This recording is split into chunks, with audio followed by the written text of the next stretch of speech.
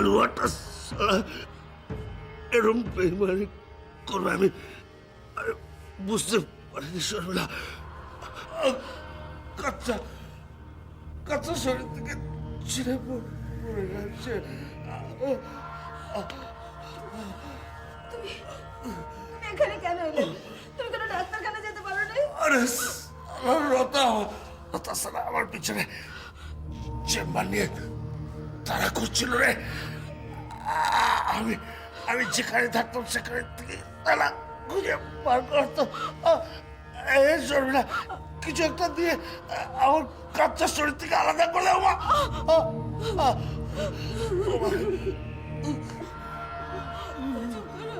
বেশি কথা বললে তোমার কষ্ট হবে। রক্তে তো ভেসে যাচ্ছে শর্মিলা, কি করি এখন? বৌদি বৌদি তুমি তুমি দাদাকে একটা ফোন করো না গো, এইভাবে পড়ে থাকলে ও তো মরে যাবে। বৌদি কি আছে কিনা হসপিটালে নাকি? খবরদার খবরদার কাউকে ফোন করতে হবে না। ডাক্তারবাবু এলে চাকর করবে। কিন্তু কিন্তু এভাবে তুমি পড়ে থাকলে তো মরে যাবো শর্মিলা। কিন্তু ওই ডাক্তারবাবুকে ফোন করার বদলে আমি জানি পুলিশকে খবর কিন্তু দাদার তো আসতে দেরি হতে পারে।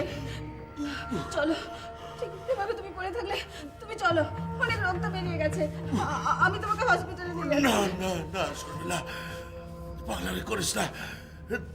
তুই বাইরে গিয়ে দেখ ও রতা সালা ও পেটে আমার জন্য বসে আছে।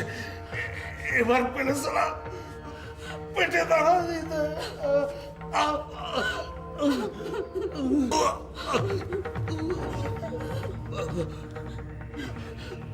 এরকম ভাবে কান্নাকাটি করো না শর্মিলা, আগে আমাদের ভাবনা চিন্তা করতে হবে। বৌদি ও বৌদি তুমি দাদাকে একটা ফোন করো না গো, এভাবে থাকলে তো ওর ও এখন কিচ্ছু করতে পারবে না, দেখছো না এখন হেলিয়ে পড়েছে। তুমি একটা ফোন করো না বৌদি, এরকম অবস্থা থাকলে ওর তো কিছু হয়ে পড়বে। ঠিক আছে, আমি দেখছি, তুমি ওকে দেখো।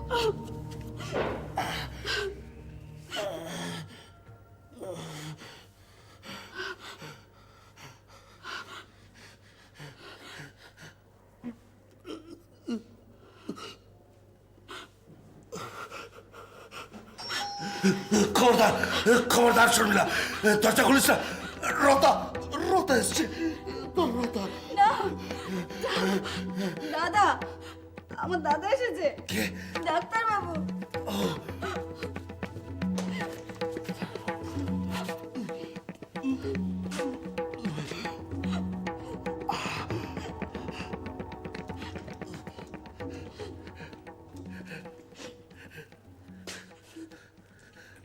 দুলাল দাস? ডাক্তারবাবু দুলাল দাস। এবার কিন্তু আমি সত্যি অসুস্থ ডাক্তারবাবু।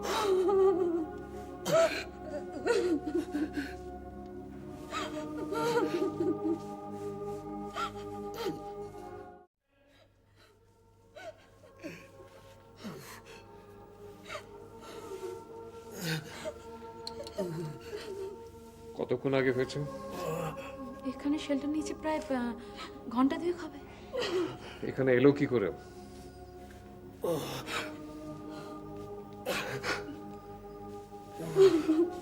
যাকে ওকে যেরকম ব্লিডিং হয়েছে কোনো হসপিটালে না নিয়ে গেলে চলবে না। না না না ডাক্তারবাবু হসপিটাল নয়, যা করবেন এখানে করুন প্লিজ। শোনো, তোমার গুলিটা যেখানে লেগেছে সেখান থেকে গুলি বার করাটা অত সহজ নয়।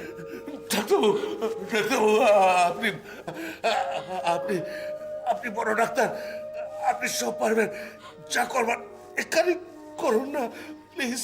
শোনো শোনো শোনো, তুমি বুঝতে পারছো না, তোমার যেখানে গুলিটা বেঁধে আছে সেখান থেকে গুলি বার করা অত সহজ নয়। হসপিটালে নিয়ে যেতে হবে তোমাকে। ওখানে নিয়ে গিয়ে অজ্ঞান করে তোমাকে বার করতে হবে গুলিটা। তুমি সহ্য করতে পারবে? পারবো পারবো ডাক্তারবাবু, সহ্য করতে পারবো। দুলাল দাসের জান বহুত কড়া। না দাদা, আপনি ওর কোনো কথা শুনবেন না, আপনাকে হাসপাতালে নিয়ে যান। ডক্টর মুখার্জিকে ফোন করতে হবে।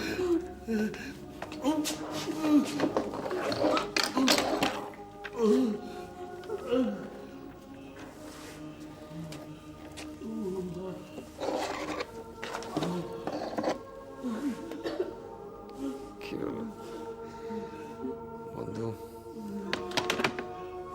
কি হসপিটালই পাবো? দেখি তোমার কি হয়? ও সে আপনাকে আমি পরে বলবো দাদা, এখন একটা কিছু ব্যবস্থা করুন। যেরকম ব্লিডিং হয়েছে এক্ষুনি হাসপাতালে না নিয়ে গেলে ওকে বাঁচানো যাবে না।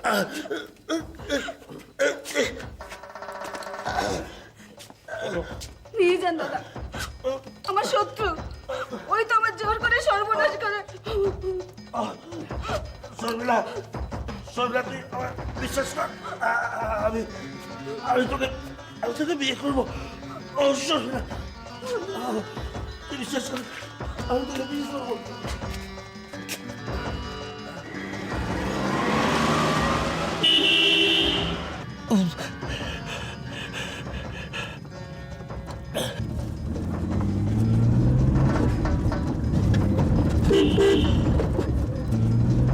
হ্যাঁ doctor Mukherjee, I am sorry এত রাত্রে ডিস্টার্ব করতে হলো। আরে না না, ডিস্টারবেন্সের কি আছে?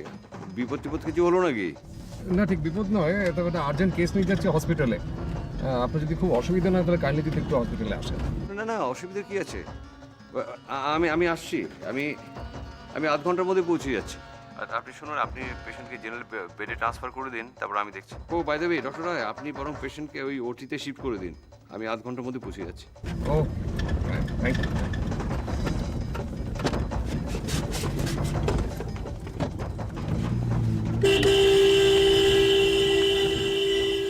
Again the same blunder.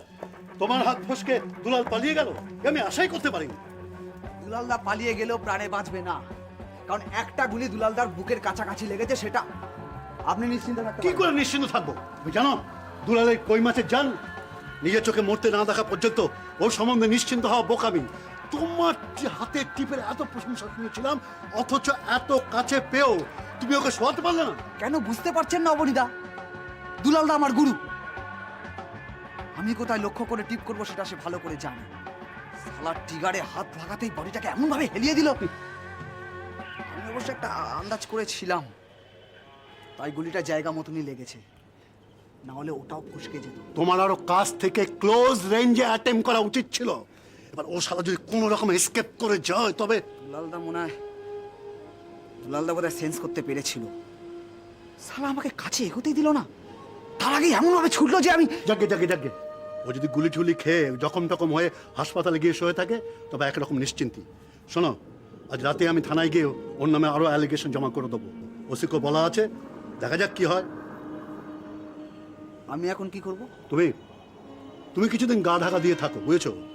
দুলাল যদি মনিটরে যায়, তবে ওর ডেড বডি নিয়ে একটা সব মিছিল বার করা যাবে। তোমার উপর অনেকে সন্দেহ আছে, হ্যাঁ, ইমোশনালি কে কোথায় কিছু বলে দেবে, দরকার নেই ঝামেলা পাকিয়ে। তুমি কয়েকদিন গা ঢাকা দিয়ে খাওয়া দাওয়া করো, বিশ্রাম করো, কেমন? ঠিক আছে, আমি চলি। অবনীদা, বলছি দেখবেন রাতারাতি আবার এই রতাকেও খরচার খাতায় নাম লেখাবেন। হঠাৎ এ কথা বললে কেন রতা? ঠাট্টা, জাস্ট ঠাট্টা করলাম আপনার সঙ্গে, এটা বুঝতে পারলাম। নো নো নো, ভবিষ্যতে আমার সঙ্গে এ ধরনের ঠাট্টা কখনোই করবে না। আমি তোমার ঠাট্টাই আর কি পাত্র নই, এটা জেনে রেখো। চলে।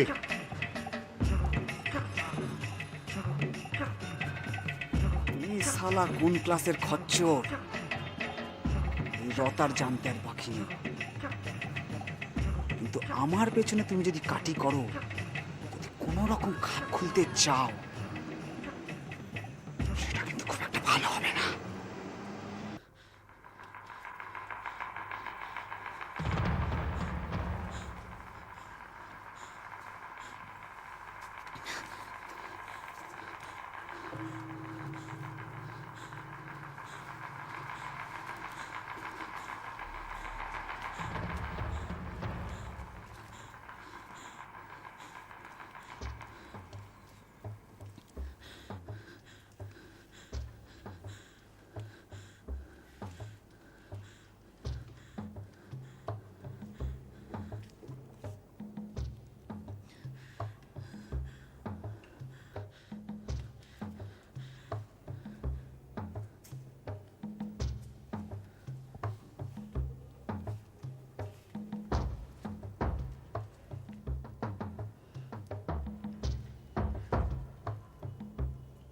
বৌদি, বৌদি, তুমি ভেতরে যাও, আমি তোমার জন্য কফি করে এনে দিচ্ছি। সে তখন থেকে এসে তো মুখে কিছু দাওনি। তুমি যাও, ভেতরে যাও। শর্মিলা,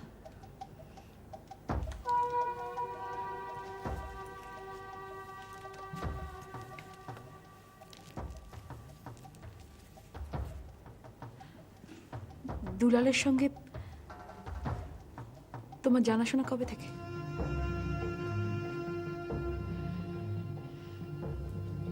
চুপ করে থেকো না, কথার উত্তর দাও।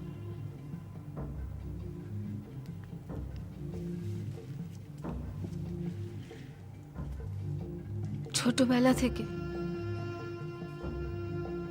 ও আমাদের পাড়াতেই থাকতো।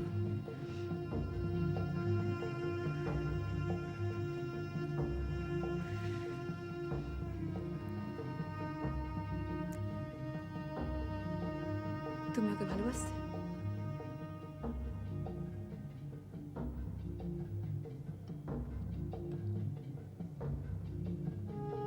ও আমায় বাসতো।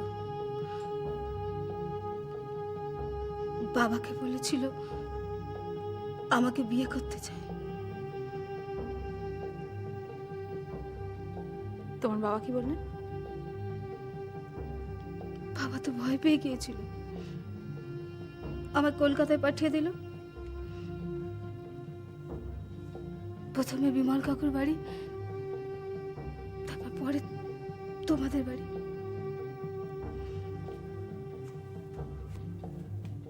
কিন্তু আমাদের বাড়ির ঠিকানা পেল কোত্থেকে? বাবাকে ভয় দেখিয়ে ও ঠিকানা জোগাড় করলো।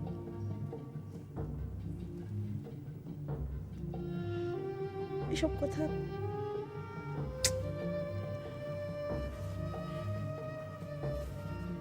এসব কথা তুমি আগে কেন বলনি? কেন গোপন করেছিলে? বললে তো এরকম এরকম সর্বনাশ হতো না তোমার। ও আমার ভয় দেখিয়েছিল, বলেছিল আমি যদি মুখ খুলি তাহলে ওর দাদার খুব ক্ষতি করে দেবে। ও যে দাদার উপর অনেক দিন থেকে রাগ ছিল।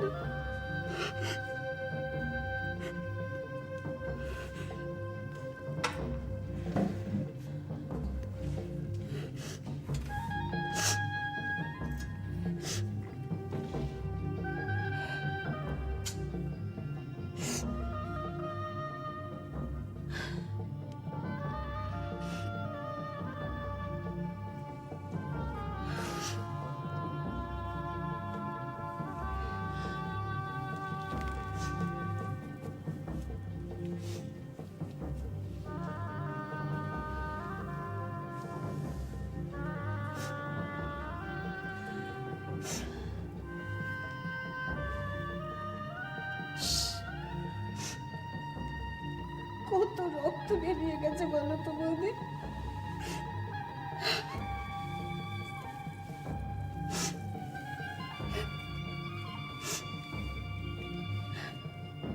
ছি ছি ছি, এ আমি কি করেছিলাম? নক্ষত্র কি আমাকে ক্ষমা করবে?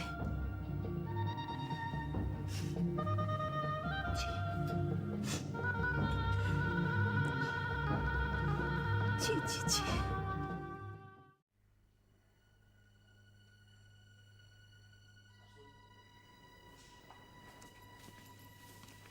মন্দিরা শোন, ফ্রিজের মধ্যে আমি খাবারটা রেখে উফ, সেই আবার বই মুখে করে সারাটা দিন একটা ঘরের মধ্যে। কত থেকে একটু বেরোস না, কারোর সঙ্গে কথা বলিস না, সারাদিনে ঘরের মধ্যে থাকলে চলবে? তোর বড় মামা তোকে খুশি করার জন্য কত কি করছে, আর তুই ঘরের মধ্যে বসে রয়েছিস। কোথাও যাচ্ছ? হ্যাঁ রে মা, একটু ও বাড়িতে যাচ্ছি রে। তোর বাবাকে তো ওইভাবে ফেলে চলে এলাম, একবার যাই ঘুরে আসি।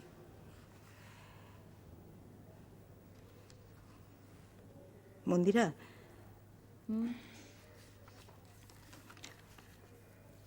অসীম তোর বাবার কাছে একটা কুরিয়ারে চিঠি পাঠিয়েছে।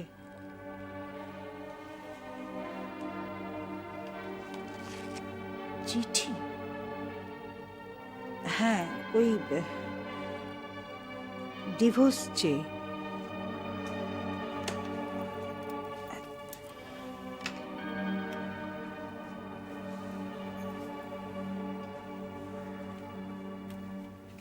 বোধহয় বিয়ে টিয়ে করবে। আমার মনে হয় এই সম্পর্ক যত তাড়াতাড়ি চুকে যায় ততই ভালো।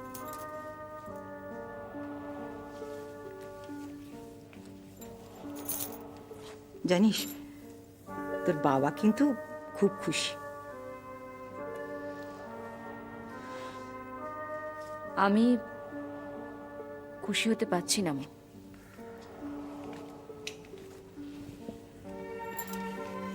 তার মানে তুই কি ওর কাছে আবার ফিরে যাবি নাকি? না জেনে যে ভুলটা আমি করেছি সেটা যে আমি আর বহন করতে চাই না, একথা তোমাকে অনেকবার বলেছি আমি মা। কি মুশকিল, তুই সম্পর্ক রাখবি না, সইও করবি না, তুই কি চাস তাহলে? আমি বলতে চাইছি আমি বাবার মতো খুশি হতে পারছি না ডিভোর্স পেপারটা পেয়ে। কি জানি বাবা, আমার মাথায় তো কিছু ঢুকছে না। তুই কি যে চাস আমি কিছু বুঝতে পারছি না। মা, বাবা আর অসীম চাইলে আমি কিন্তু ডিভোর্স পেপারে সই করব না।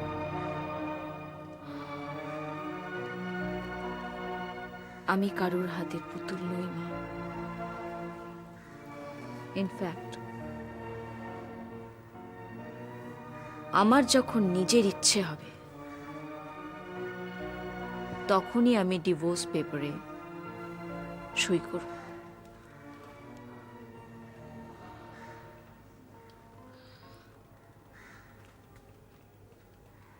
কি দেখছো অমন করে? অনেক বদলে গেছি? হ্যাঁ, বদলে গেছি। বড় মামা ঠিক কথাই বলেন, মানুষ যদি নিজেকে বদলাতে না পারে তাহলে সে কখনো কোনো দিন জীবন যুদ্ধে এগোতে পারে না। আর আমি এক জায়গায় দাঁড়িয়ে থাকতে চাই না মা, জীবনে এগোতে চাই অনেক অনেক দূর।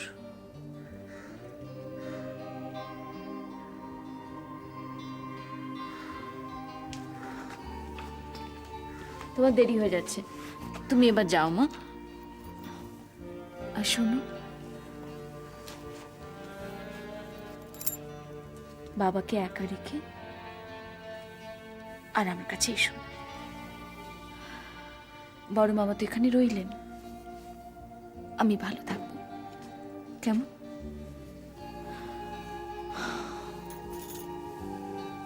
এসো।